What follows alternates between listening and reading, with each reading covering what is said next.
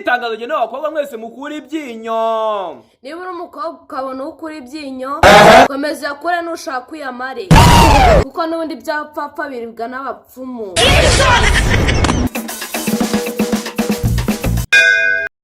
Jewe mani mbabarire kubera ko niba gugwaga gwa papa ico kiri marima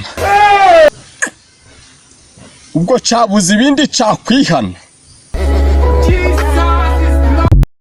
Byanze bikunze ahantu hari abagore batatu bindushye ntago habura iki.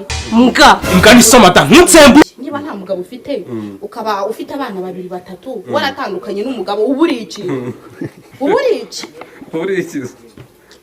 Mbafu warize mbere y'imyaka 30 iyo umuntu akuje ikintu mu minota 3 ibiri ukagisubiramo uba wumva ubara Wamubarije se funga uwo muntu se nawe wagicecuru ngende Shano ry'umugore ndari kuramo matirisi wabigerageje ukareba ko ameze nka yene naturumburamo.